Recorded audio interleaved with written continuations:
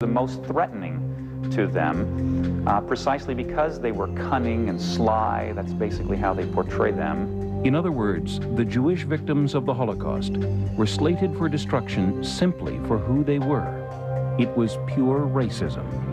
The Nazis systematically tried to remove all Jews. Hitler declared the Jews formed a subhuman counter-race, predestined by their biological heritage to evil, just as the Nordic race was destined for nobility. Again, what the Nazis did was to take the eugenics program inspired by Darwinism to the next step. Eugenics is applied Darwinism, and it sticks out like a sore thumb that all of these German eugenicists preceding the Nazi regime were enthusiastic Darwinists. Margaret Sanger, of course, in this country of Planned Parenthood, enthusiastic Darwinist. Hitler, that is the most amazing at all, that I could get through 12 years of government schools here in the United States, Cornell and Michigan Law School, and with all of the chit-chat about what led to the Nazi regime, I never knew about the link between Darwin and Hitler until reading Richard Weikart's book. And once you see it, it's one of those things you see that the truth has an inherent appeal. The moment you hear it, suddenly it all makes sense. I mean, how is it that that Hitler could simultaneously seem to be anti-abortion, but be slaughtering 6 million Jews? Well, that's because he wasn't against abortion for Jews.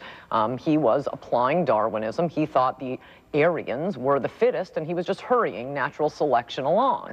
I mean, Mein Kampf means mind struggle, which he described in explicitly Darwinian terms, the struggle among races. World War II in particular, I think, was based even more strongly on social Darwinist ideology, because Hitler, I mean, that was a central aspect of his worldview, and it drove pretty much everything that he did. It was not just a peripheral part of his ideology. If we think of anti-Semitism as being sort of the core idea of Nazis, which many people do think, I think that's erroneous. It is a central part, I'm not denying that, but even more fundamental, I think, in his worldview was the social Darwinist ideas. The great lesson of the Holocaust is what happens when man tries to decide who should live and who should die. When man tries to, quote, clean up the gene pool from those viewed as undesirable. To put it simply, no Darwin, no Hitler. Certainly Darwin could never have foreseen the rise of someone like Adolf Hitler and the Nazis, nor presumably desired it. But the fact is, Hitler and the Nazis thought they were doing humanity a favor by weeding out supposedly inferiors and breeding only the supposedly superior race. So, who are you, asked Hitler, to question the marvels of evolution? Hitler tried to speed up evolution, to help it along, and millions suffered and died in unspeakable ways because of it. Columbine shooter Eric Harris wrote on his website, "You know what I love? Natural selection. It's the best thing that ever happened to the earth. Getting rid of all the stupid and weak organisms." If you think that the shedding of human blood by those who embrace evolution ended with the Nazi death camps, think again. As Darwinism becomes more and more accepted in our culture, our young people are becoming both the perpetrators and the victims. I just started screaming and crying and telling them not to shoot me. Tuesday, April 20th, 1999, 11:19 a.m. Columbine High School, near Littleton, Colorado, just outside Denver.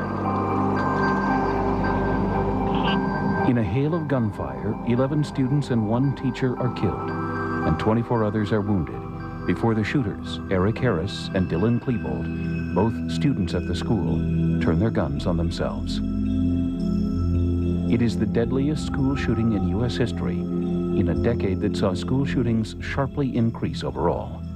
We're reaping the consequences right now in this culture of generations that have been taken through a public education system and taught a Darwinian view, taught that you can explain life by natural processes, and therefore, ultimately, your morality is whatever you want to make it to be. That's really Darwin's legacy. If you don't accept real truth, then all other things can creep in there, and social Darwinism will creep in there and become one of the cornerstones of your worldview. In fact, it becomes an underpinning of your worldview. This can lead to violence. It can lead to kids killing kids as they did at Columbine. Debbie Phillips' niece, Rachel Scott, was one of the students killed at Columbine. The killers, Eric and Dylan, badgered the kids over and over that they were killing that day. Do you believe in God? Why do you believe in God? You believe in God? Well, there. And they would kill them as if they had more power than God. Foolishly, they thought they were controlling people's lives at that point. And they wanted that power. They wanted to play God during that whole scene. While there were presumably many factors that led to the shootings at Columbine, the notion of Darwinian evolution clearly played a major role. Indeed, the autopsy report for shooter Eric Harris revealed that on the day of the attack, which would intentionally be the last day of his life, he had chosen to wear a T-shirt emblazoned with the words, "Natural Selection." Denver area high school teacher Ken Poppy. To me, that would signify that if natural selection is the person's point of view, that it is a fight for survival, and the people who are the strongest are going to rule. And on that day, I believe their armaments gave them the impression that they were the stronger and they had the right to deprive the lives of their students. The killers had been planning the rampage for about a year. They chose April 20th to honor the birthday of one of their heroes, Adolf Hitler, who also took many of his ideas from Darwinism. They set bombs up that never went off. Their intention to slay over 500 victims that day fell short by 485. While Columbine was the most dramatic example of such incidents, there have been more than a dozen school shootings in the United States since then. And there's no telling how many young people have been involved in serious, less publicized crimes outside of schools. Critics point to the removal of any notion of God from public schools and its replacement with Darwinism as leading America down a slope of increasing violence. And yet, it's the biblical theistic view which gives hope and significance to human beings. And in fact, after Columbine, they were putting up tiles that the students were making, and one of the tiles was Jesus wept from the Bible. It does kind of grab you after what happened out there. No, that tile was prohibited. That tile could not be put up. Tragic, isn't it? But is it all that surprising? If you teach children that they're no more than trousered apes and that life has no purpose or meaning, then why are we shocked when they act like that? But the truth is, we are fearfully and wonderfully made in the image of our Creator. That is why getting the information you're seeing today into as many hands as possible is critical. The health of our society depends on it. To that end, I want to send you the book, Evolution's Fatal Fruit, by Tom DeRosa, the director of our own Creation Studies Institute. This book deals an absolutely devastating blow to evolution by showing just how much damage this flawed theory has caused to our world.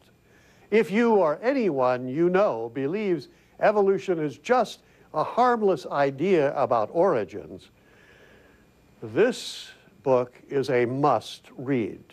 I'll send it to you as my way of saying thank you for a gift of any amount to help me continue to bring you programs tackling today's most important issues. Won't you write or call today with your gift? The address is James Kennedy, Box 555, Fort Lauderdale, Florida, 33302.